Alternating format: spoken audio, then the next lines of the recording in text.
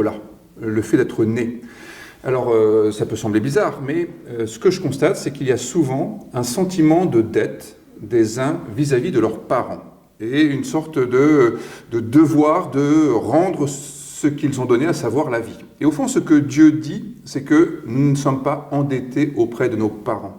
Il n'y a pas l'idée selon laquelle nous aurions contracté une sorte de dette qu'il faudrait rembourser et d'être toujours soumis à la volonté des parents. Donc Dieu nous pardonne au sens où il nous remet cette dette inconsciente, bien souvent, mais qui nous pourrit la vie quand on se dit, eh bien finalement, nos parents ont tellement fait pour nous que nous leur sommes redevables, quoi qu'il arrive, quel qu'il soit.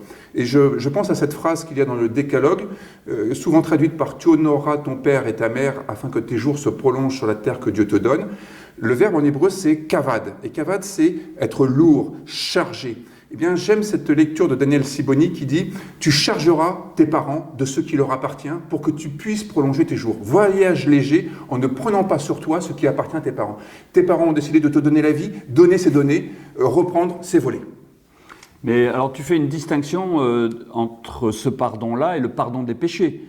Oui. Nous parlerons des péchés d'ailleurs dans un prochain apéritif théologique, mais ce pardon n'est pas le pardon des péchés. Non, c'est d'ailleurs un pardon pour une faute qu'on n'a pas commise parce qu'il n'y a pas de faute.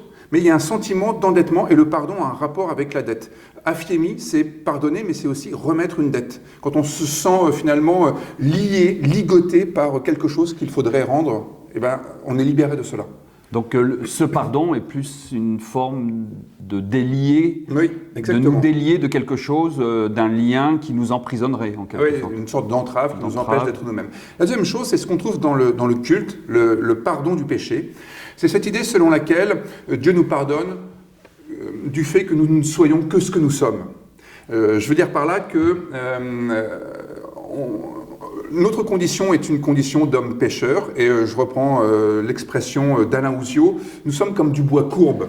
C'est-à-dire que nous n'avons pas exactement la forme que nous pourrions avoir, et nous sommes pardonnés de cela. J'aime bien cette expression du théologien Paul Tillich, qui dit, au fond, Dieu nous accepte en dépit de notre sentiment d'être inacceptable. Nous sommes pardonnés de n'être que ce que nous sommes, alors que nous pourrions être infiniment plus humains, par exemple. Donc, vous voyez, là, on est peut-être un peu plus proche de la faute, mais ce n'est pas une faute au sens moral du terme, c'est une faute au sens spirituel, existentiel. Nous ne sommes pas à la hauteur de notre vocation. Eh ben, cette semaine d'apéritif théologique commence très fort. Oui. Et puis à demain pour la suite. Et à demain pour la suite.